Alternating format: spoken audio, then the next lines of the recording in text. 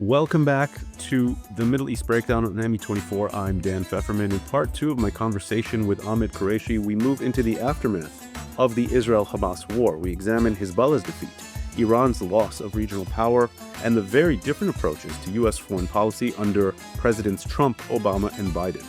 Ahmed also walks us through how countries like Egypt, the UAE, and Pakistan are leading bold new efforts to counter extremism and promote deradicalization. Then we turn to Gaza, the massive challenge of rebuilding, enforcing disarmament, and preventing the next Hamas from rising again and launching another war.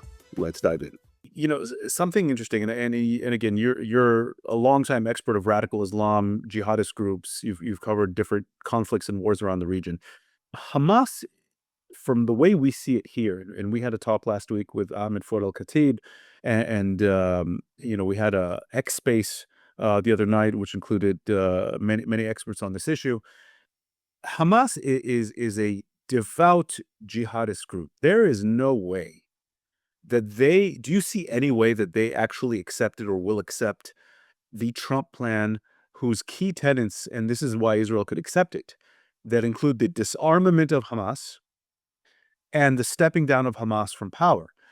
Do you see any kind of way that Hamas or a jihadist group like Hamas can accept such demands of itself?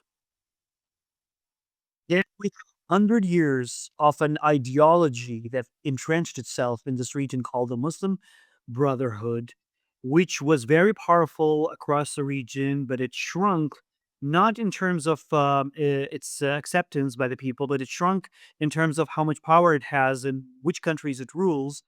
And the only militant arm it has now left across this entire Arab and Muslim region is Hamas. Hamas today is the only remaining militant armed arm of the Muslim Brotherhood ideology. They were defeated in Algeria, they were defeated in Tunisia, they were defeated in Sudan, they were defeated in Egypt. Yes, they have a government in Turkey, which identifies with the softer aspects, non-militant aspects of Muslim Brotherhood ideology. I'm talking about the political party, the AKP, the party of President Erdogan. So it's not militant. It identifies with the softer aspects of the Muslim Brotherhood ideology. In Pakistan, the Muslim Brotherhood never won elections. I mean, they're powerful. They can do nice big rallies, anti-Israel rallies, but they cannot win elections. They have not. They've been failing at every election. In Kuwait, they're very powerful. They have great fundraising capacities. They used to in the Gulf, but the Gulf countries sort of cut their clip their wings, but they're still very powerful in Kuwait in terms of fundraising, and they channel that money to Hamas, to Egyptian Muslim Brotherhood, and whatnot. But they do not have a militant armed wing. The only militant armed wing of this 100-year ideology of Muslim Brotherhood today is Hamas. So you're basically asking the Muslim Brotherhood ideology, which, surprise, surprise, now extends to the West. It's in the US, it's in the Western Europe, and it has powerful friends in the national security establishments of Western Europe and the United States. And you're asking all of them, guys, we're going to disarm your only remaining militant arm in the Middle East. It's a big ask. Dan, I often think there are more opponents to disarming Hamas in the West than there are opponents to disarming Hamas within the region. I mean, there are fewer people who would oppose disarming Hamas within the region than there are actually friends of Hamas in the West, and I'm sorry to say this, who think, no, wait a second. There's an agency to Hamas where Hamas can be useful. It's a good leverage on Israel sometimes. When Israel goes wayward. Let's keep That's what the Hamas. Qataris think. That's exactly what the Qataris did, and a bunch of others as well. So I don't want to get into conspiracy theories, Dan. You know how much conspiracy theories go. In this region. So I don't want to get into that. That's an interesting take. I never thought about it that way. That's an interesting take. What does it take? And we'll ask just a couple of wrap this up. What does it Hey, take? can I interrupt you and I say one more thing? One Yeah, more thing. There are people in the West who've been trying to convince Arabs in the region not to oppose Hamas too much. Keep a semblance of Hamas as a leverage over Israel. That's it. I don't want to talk more. I don't want to say more. I want to say it's shocking, but I'm just not I soft a hope whole lot I these hope days. you I hope you I hope you people in Israel know this, that there are people in the West, some, obviously not everybody, some in the West who've been approaching Arabs and Muslims in the region, in our region here, your region, my region, and telling them quietly, you know what? Oppose Hamas. We understand that. But don't oppose it too much. Yeah, leave them with some role rather good to, sort of leverage Israel, and pressure Israel. You want to have some leverage over Israel, don't you? So, leave a semblance of Hamas. You can use them to leverage Israel. We can use them to leverage Israel. Everybody wins, So Israel has to have a certain leverage. It shouldn't be, free of all leverage. If Iran is weakened, Hezbollah is weakened, let's keep Hamas, a bit of Hamas, as a leverage. I'm not saying it succeeded. I'm not saying that whoever tried to convince the Arab Muslim countries convinced them. I don't know whether they convinced them or not. I'm not sitting there, it's above my pay grade. But I know that these conversations have been taking place. I tilt toward nobody was really convinced about that. Nobody wants to take risks. There's a very good clarity among some very good Arab and Muslim minds who understand, what, you cannot convince me that there's any good that comes out of keeping groups like Hamas. You cannot convince me. I'm sorry to say there's some very, very bright minds sitting in some very good universities in the West who actually disagree, who say, no, you know what? No, it's diversity. It's that there should be room and space Well, they're a I freedom fighter, right? They are the freedom. go freedom fighter. Oh my God. Absolutely. Oh my God. Yes. Yes. Let's you mentioned this is a big statement, and I like it. The last army currently of Muslim Brotherhood.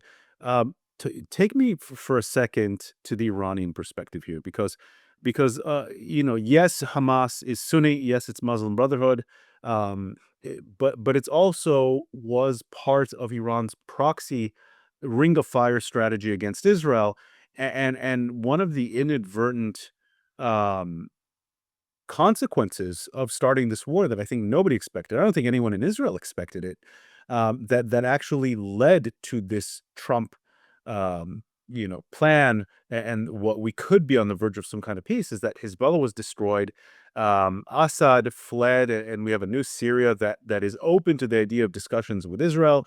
Iran was embarrassed and is weakened and is basically defenseless right now.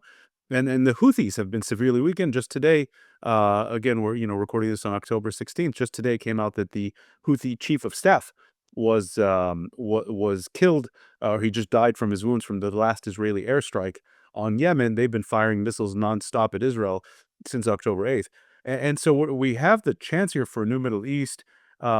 So what is Iran thinking right now? Okay. So to understand Iran, you have to understand two things that happened. Two very brief things, Dan. Very important, and I don't see enough discussion on that, on those two things. Two things.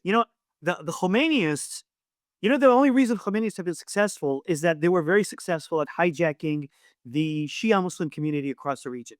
So the key to their success was not taking over the Iranian state and the oil revenues was one part of their success, but the real aspect of their success was that they were successful in hijacking the Shia Muslim theology and school of thought and communities across the region. So Shia Muslims from Lebanon all the way to Afghanistan and Pakistan were convinced that the Khomeinists who took up power in Tehran truly represent the good of the Shia Muslims everywhere.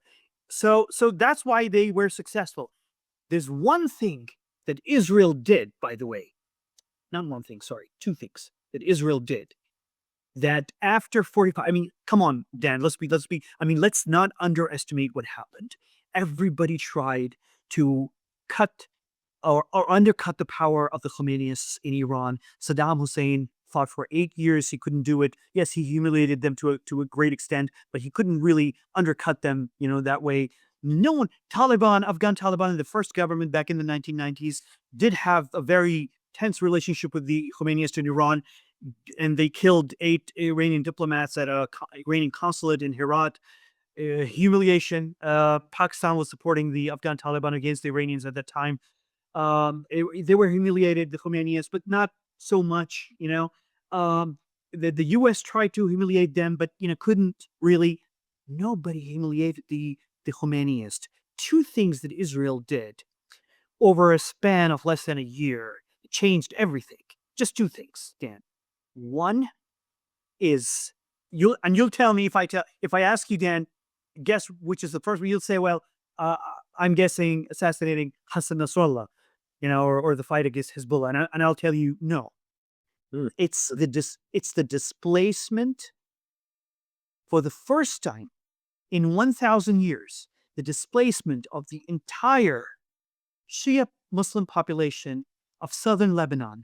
1.3 million Shia Muslims were turned into homeless people from the streets of Beirut to the streets of Tehran, across Syria and Iraq. And they're mostly, by the way, in Iraq, but a good chunk of them made it into Iran as well. And of course, they're spread all over Lebanese territory. But for the first time ever since that part of Lebanon was converted into Shia Islam over centuries, obviously, over, I would say, almost 800 and 900 years, if you're into history, and I'm going to get into that. For the first time over, in these 800 or 900 years, the Shia Muslim population of southern Lebanon has been cleansed from that. I don't want to, make light of it or make fun of it. These are real people who are suffering. Unfortunate. So that was a huge humiliation. That opened the eyes of Shia Muslims everywhere across the region. Wait a second. So Iran and its proxy Hezbollah played with the destiny of the historic presence of Shia Muslims in southern Lebanon, which all Shias were very proud of, because that was a good chunk of Shia Muslims all over this region. And Iran played so lightly with them and allowed them to be dispersed just like that, number one. And number two, they were shocked to see the West and Saudi Arabia and Gulf Arabs in Egypt sending food and money and water to support the Shia Muslims of southern Lebanon who are now homeless, and Iran doing nothing to help them.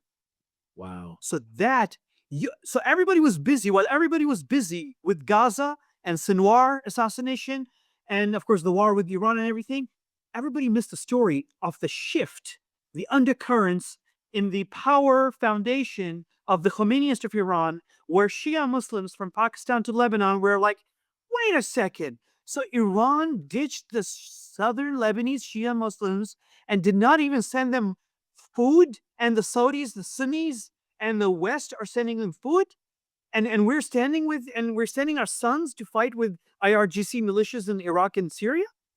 So that was a huge shift. That's number one. That's big. And number two, the big number two, is for the first time in history, definitely most modern history. There were no planes 1,000 years ago, but for the first time in modern history, Tehran's airspace was under the control of Israeli Air Force.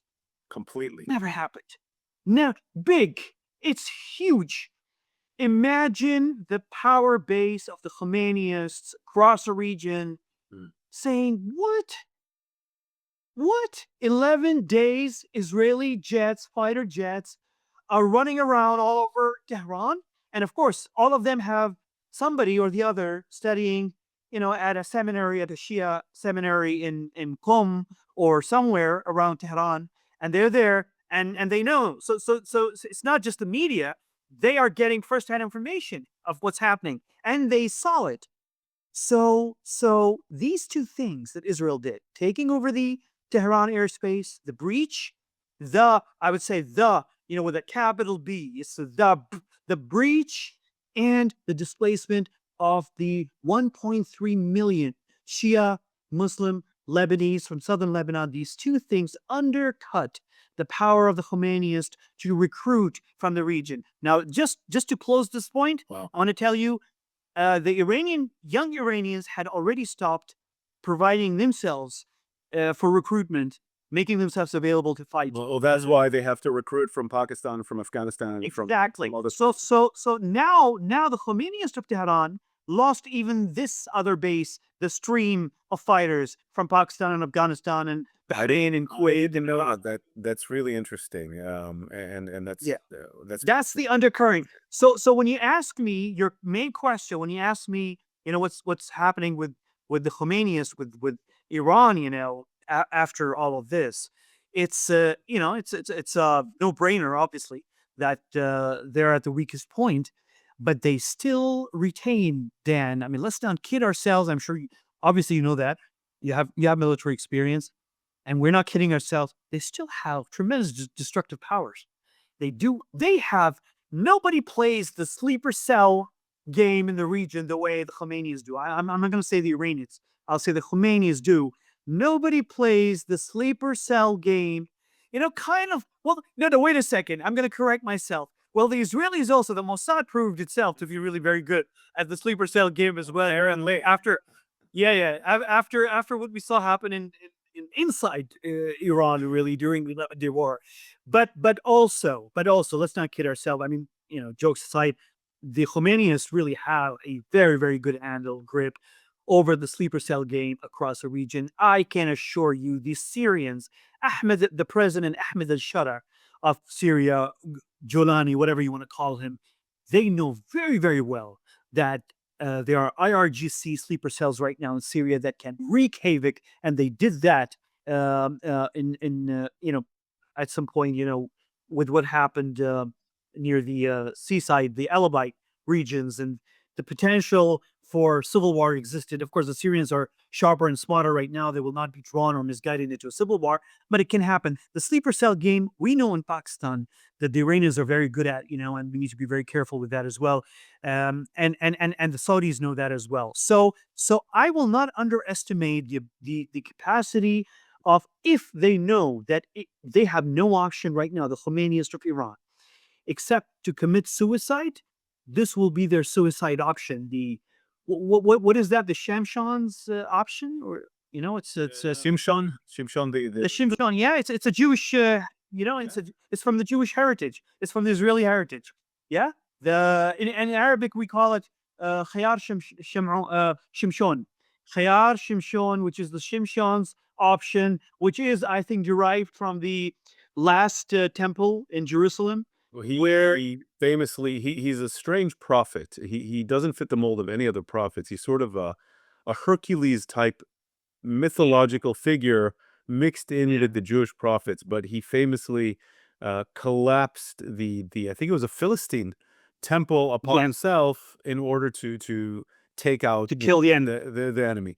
Yeah, exactly. I wanna throw something at you and tell me what you think of this, and then we'll wrap up because it's fascinating talking to you as always, and I think Yeah, that's I really. think you're gonna have to be a regular on Breakdown I'd love to. because you bring some great insights. When I'm looking at the Trump plan, and you mentioned that there's no way that Hamas actually agrees to a deal that essentially means its own dissolution.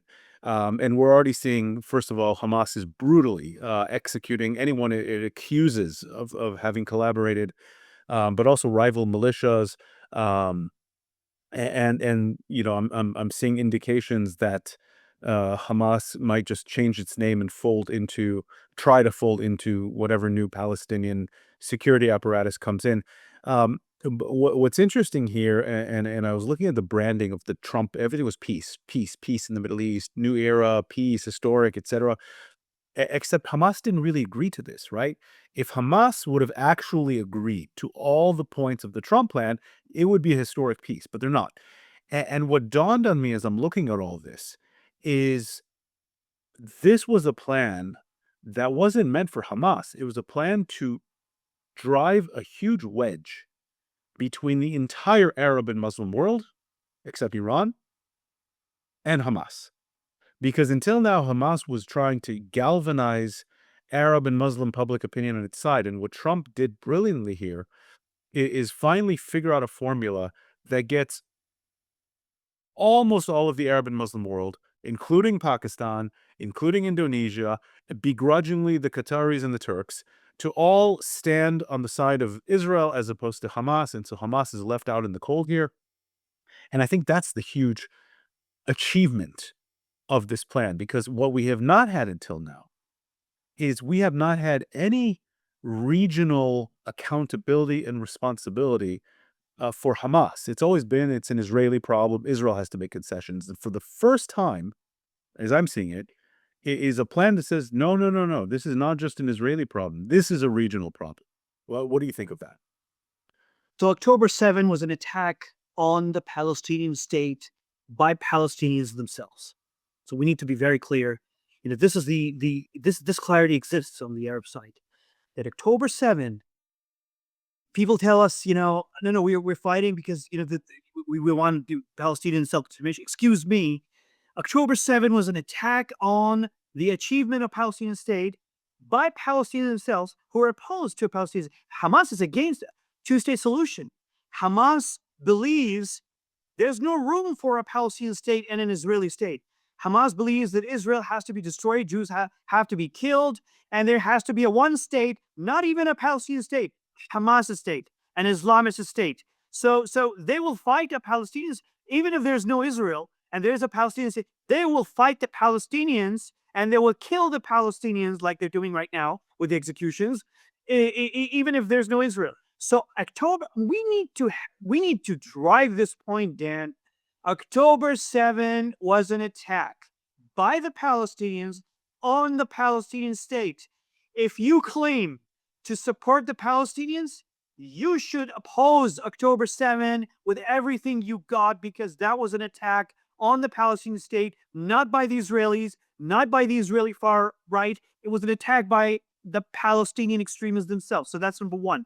Number two, just before the Hamas acceptance of Trump's latest Gaza plan, in the last few hours, we heard stuff around the region, Dan. I don't claim to have firsthand knowledge, obviously, but I trust the people that I heard this from, because they're close to Muslim Brotherhood and to a certain extent to the Iranians as well. I heard, and I believe much of this version, the Hamas actually sent out messages to the mother organization of the Muslim Brotherhood, which is financed by Kuwaiti Muslim Brotherhood mainly, but is commanded by Turkish and Egyptians, to a certain extent also the Brotherhood in Qatar.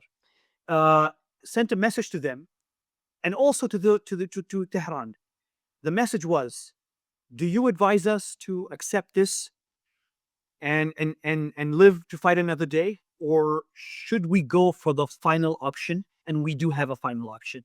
We can go for that, and it'll be a carnage. So, but and we'll go down fighting. Obviously, we'll be eliminated. Will not win, but the level of carnage will be such that maybe some of the Arab countries will be destabilized. It'll be so terrible, that carnage, that the Americans, the Israelis, and the Arab countries will be like, "What? Who did this?" And obviously, Israel will be the easiest target to be blamed for that carnage.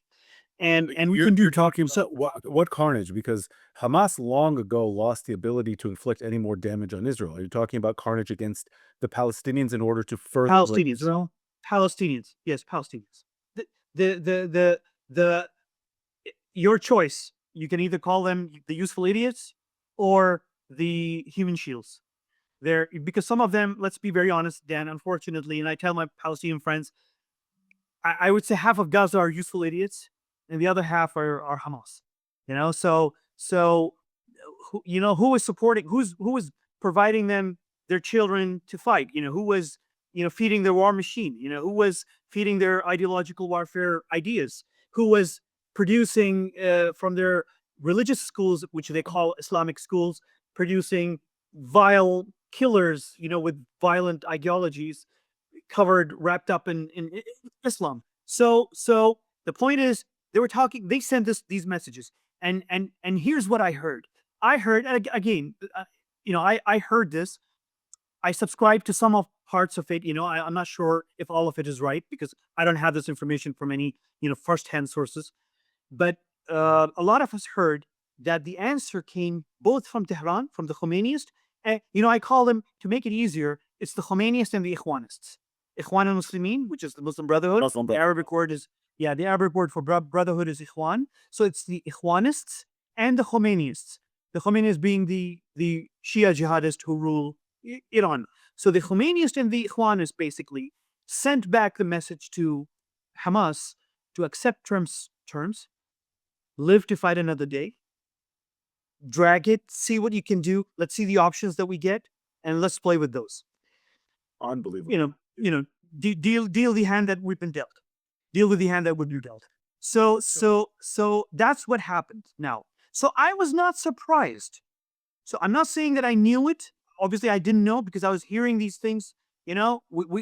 We're journalists and we have our ears to the ground here in the region. And I was hearing this that they're gonna.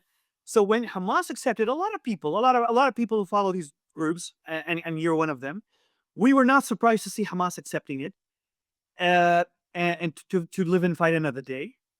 Now here's the point: when I read the statement that Hamas put out, accepting Trump's offer, I was immediately under no doubt that we will see another big war into the future, and that the seeds for that war are being laid right now in that statement that Hamas put out.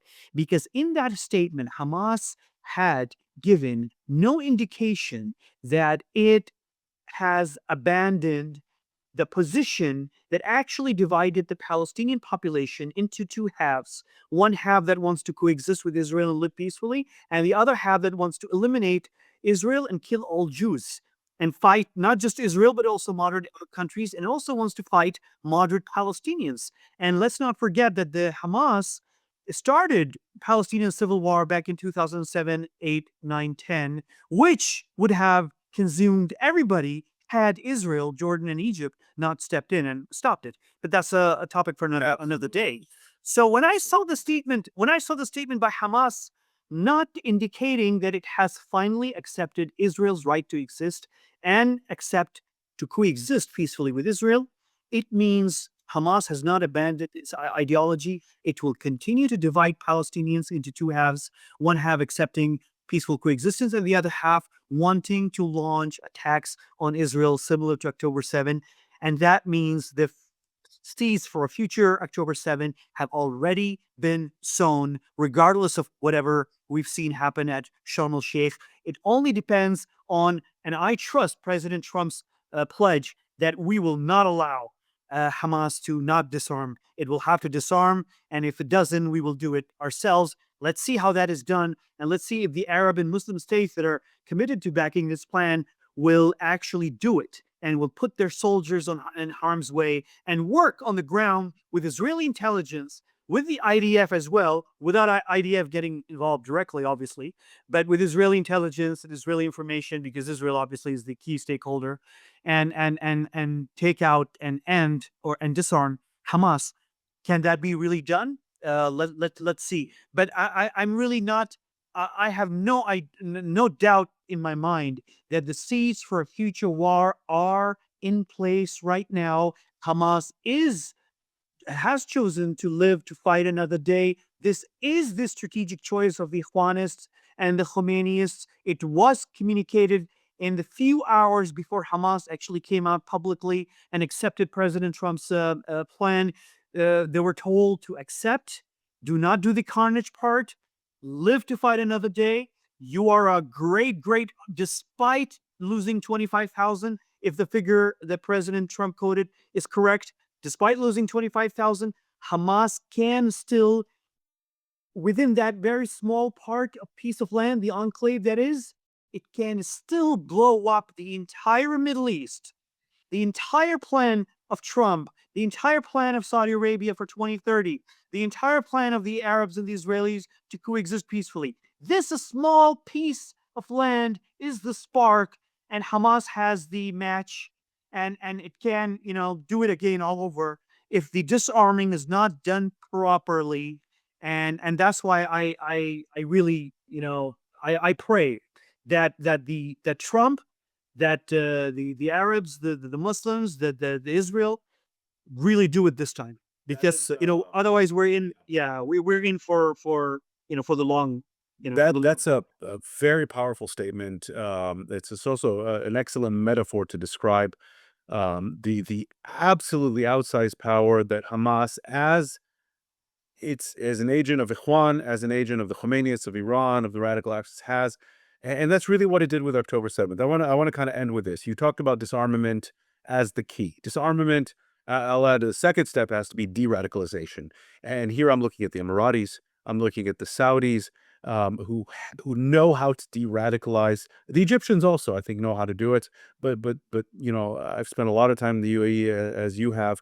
The Saudis are doing it now. They really know how to de-radicalize Arab and Muslim populations, um, and talks that Indonesia, others, and Pakistan are going to be sending troops. By the way, a couple months ago, I noticed a weird development, maybe that the Pakistani chief of the army was in Washington meeting Trump, and I have a feeling it's very much connected to Pakistan's appearance at Sharm el-Sheikh, and now the fact that they might take a positive role here. From your point of view, um, what does the next few months look like? Can will these Muslim uh, soldiers, will they confront Hamas? Can they confront Hamas? And what can we expect in the next few months? And let's kind of so wrap up with this. exactly. So I'll be very quick. After Oslo Accords, we in Pakistan have been training Palestinian Authority commandos who went back and cooperated with the IDF in taking out some of the Islamist cells, the Palestinian Islamic Jihad, Hamas, across the West Bank.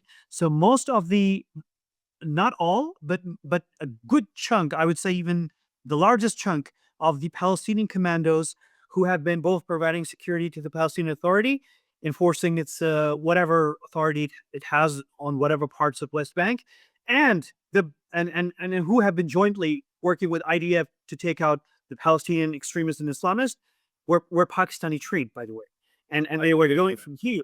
They're going here. Even as we speak right now, we have a bunch of them right now being trained. So, and they'll go back and work within those security arrangements that the PA and Israel have. That's number one. So that can be expanded into other ways, But it's not only Pakistan which is doing. As you know, I think Bahrain has also been doing this, and I think Qatar also has been doing. No, not Qatar. I'm sorry, the UAE, the Emirates have been doing it, and to a certain extent, also the Egyptians and the Saudis have done it at some I know points. the Egyptians have been training Palestinian security forces these last few months. And they're doing as we speak right now as well. But I know that we've been doing this for 20 years, for almost 20 years now in Pakistan. So that's one. Number two, the de-radicalization part. Now, Dan, nobody knows this better than the Israelis, but we do as well. Who've been following the Israeli-Palestinian conflict. You cannot. I mean, regardless of what Palestinian state you establish or what self-rule model you put in place, you can't have peace in that part of the world without de-radicalization. And that's a key demand, by Israel also for whatever cooperation or whatever, is the plan to move forward.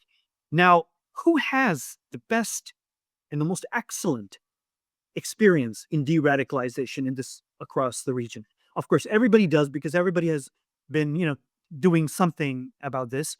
But the best examples, you mentioned the Egyptian. The Egyptian example of de-radicalization is more based on hard tools, Hard power. yeah, and core power, yeah, hard power. So the Egyptians are very good with the hard power aspect of de-radicalization, and so are the Pakistanis. So the Pakistanis and the Pakistanis, the Turks, and the Egyptians are the go-to places if you want the hard power aspect of de-radicalization.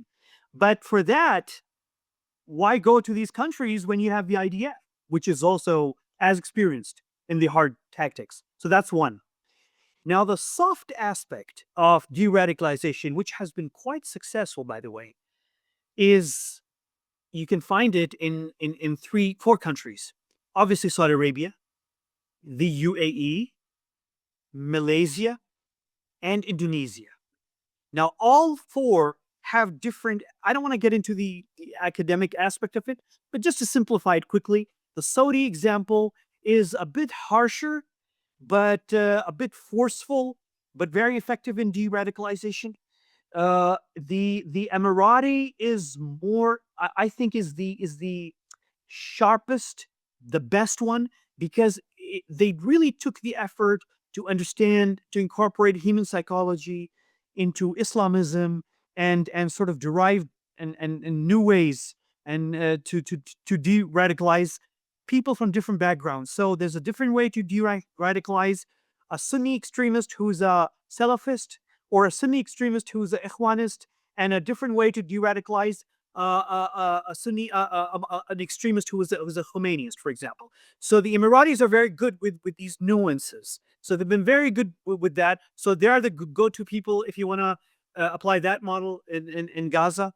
The Malaysian model is perfect if you want to apply it onto a society that is divided into minuscule little cells of like dozens and dozens and sub-dozens of Islamist groups and schools and theologies, and that fight among themselves and fight others, and you want to de-radicalize them and control them as well. So the Malaysians, surprisingly, and you don't hear this a lot about the Malaysians, they've been very good with that, and that's the only reason they managed to sort of they had a huge radicalization problem, but they managed to control it because it threatened their economic progress and their position as the hub of business in the region, in Asia and East Asia. So they controlled it that way. And they still have those problematic cells and groups, but you don't hear any problems taking place there because they've been good at that. And Indonesia, last one, is also very good at de-radicalization because they did have, as you know very well, they had a very, very violent Islamist movement, which is gone. It's gone. And it was very difficult geographically because everybody says, Israel had the most difficult geography when it comes to fighting Islamism. And it does, Israel. There's no question about it. And so did we in Pakistan have a very difficult geography in dealing with the Islamists because we were dealing with Al Qaeda, with ISIS, with Afghan jihad. And, it was a whole mix, and then you have proxy warfare, you have Iran, you have Afghanistan, you have India, and Pakistan. It's a mess. But then you had Indonesia, which is unlike Israel, unlike Pakistan, unlike Saudi Arabia, unlike Egypt. Why? Because it's a like 1,000 islands, yeah, 1,000 islands, and you have to run around them, and bushes and sea and different ways of hiding weapons and arms and smuggling and whatnot, and they successfully controlled it. So you have these four examples, Dan. If you want to work on Gaza, you have the Turkish hard power, Turkish, Egyptian, Pakistani example.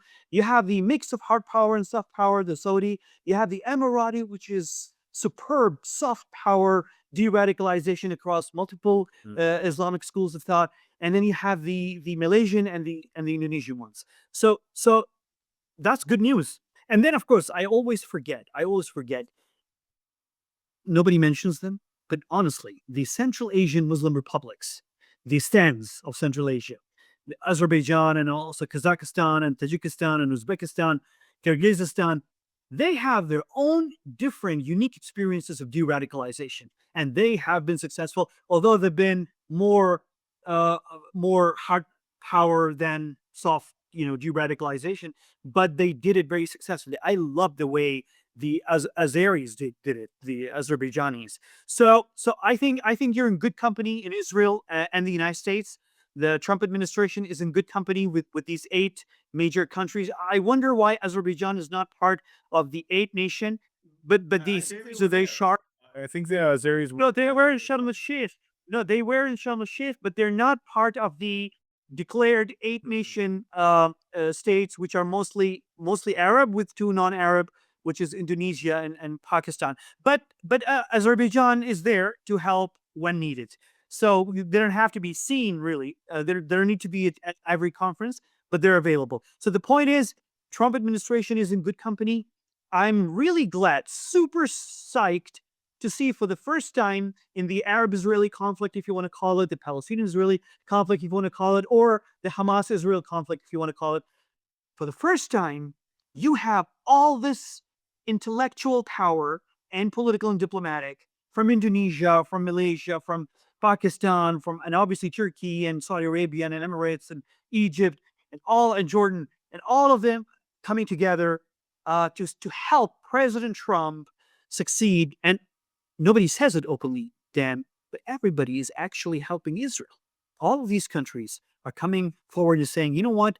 We need to also help Israelis. And that was the crux of the message that President Prabowo of Indonesia actually delivered, not just at the UN, but he privately spoke to the Pakistani prime minister, to the Emiratis, to the Egyptians, spoke to everybody. And he said, and he told them privately, he told them, guys, okay, I mean, I understand you need to your public opinions, you need to like bash Israel, you need to, be appear to be on the side of the Palestinians. I understand, but you need to be also speaking up about two more things. One, how bad Hamas is.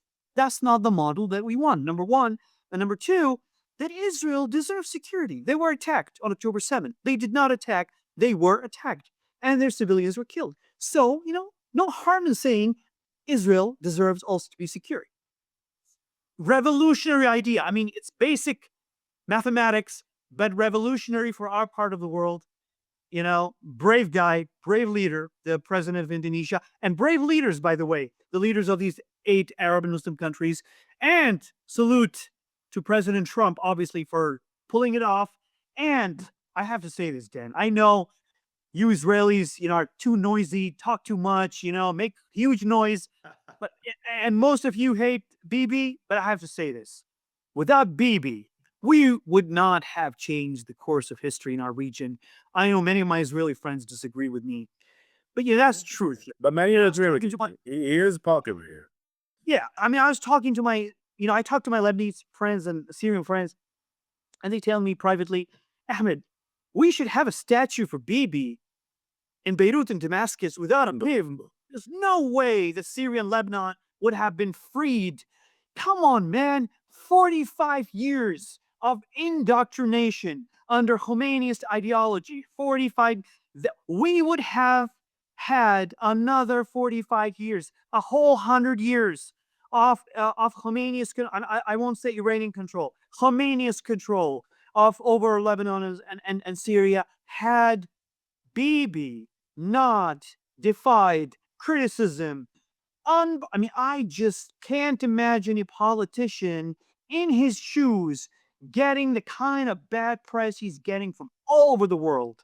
And the guy withstands it, presses ahead, and brings about the biggest course correction in the history. It's not a good comparison, obviously, Dan, but the only other example I can think of that brought a huge, I won't call it a course correction, but changed the course of history in the Middle East was when the Mongols really attacked the Middle East and changed the course of history. So everything changed in the Middle East after that, Or if you want to go even farther back into history, the Nebuchadnezzar and the whole history around it and the destruction of the kingdom of Judea and all of that, and how everything changed after that. But in modern times, the change was brought really by the war that, sometimes I think Bibi really fought it alone, poor guy, but he did it. Obviously he was fighting it alone. There were very brave people who fought this war.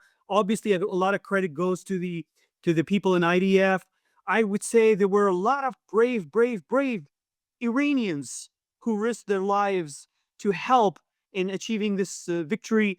I dare to say there were some Palestinians also who I have a question.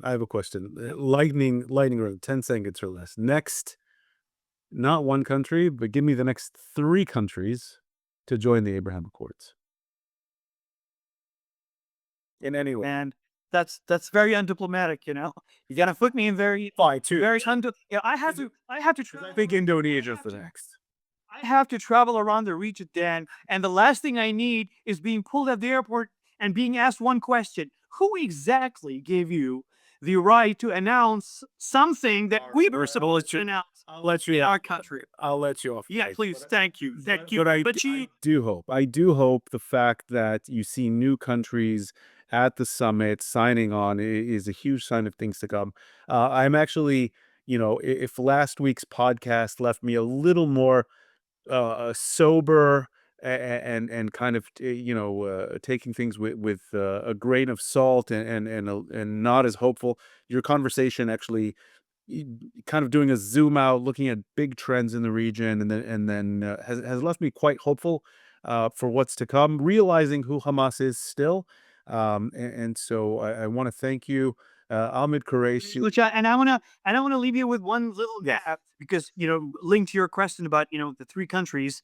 Although I'm not going to name them, but I'm going to just say this, and everybody can draw their own conclusions. Just look at the 8 Arab and Muslim states that are backing Gaza plan. Look at the 8 countries, minus the countries that already have diplomatic ties with Israel, and you got your answer. I love it. I love it. So first of all, I want to thank Ahmed Quraishi, Islamabad-based Middle East expert, journalist, foreign policy advisor, general Renaissance man, and a good friend, and a contributor, a frequent contributor here at Middle East 24. Proudly so. Proudly so. I know that we're up for really good surprises. I'm looking forward to that. From your lips to God's ears. Thank you all for joining us here on the Thanks. Heavy 24 Breakdown. Make sure if you are not following us already on social media, we are on X, formerly Twitter. We are on Instagram. We are on YouTube. Subscribe to our channel where you can watch this podcast, or if you want to download it on Spotify or iTunes or wherever you get your podcast, please do so. Hit the subscribe button, leave a good review, leave some good comments. We would appreciate it.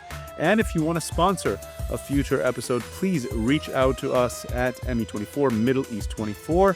We are the new voice of the Middle East, and we will see you next time here on ME24 Breakdown. And if you are listening only to this episode with Ahmed Quraishi, make sure you check out the other part of this fantastic conversation we did together, where we take more of a personal take on history and religion and society and politics. Thank you again, Ahmed Quraishi. Thank you again to all our listeners. I'm Dan Feferman with the ME24 Breakdown. If you enjoyed that fascinating 2-part geopolitical and Middle East deep dive conversation with expert and journalist Ahmed Quraishi, make sure to check out the bonus episode I recorded with him, where we explore Ahmed's upbringing and indoctrination in the Middle East, his historic first visit to Israel that literally made international headlines, a bit of my own family history and the lost history of the Jews of the Middle East, North Africa, and South Asia, and some deeper thoughts on the Israeli-Arab, Jewish-Muslim conflict. If you found this discussion valuable, make sure to subscribe to the Middle East Breakdown on YouTube, Spotify, Apple Podcasts, wherever you get podcasts. Please follow Middle East 24 on Instagram, X, and YouTube for exclusive clips, behind-the-scenes content, and real-time updates and analysis from across the region. All the links you can find in the show notes. I'm Dan Feferman, co-founder and co-editor of Middle East 24. Thanks for listening, and we will see you on the next episode of Middle East Breakdown.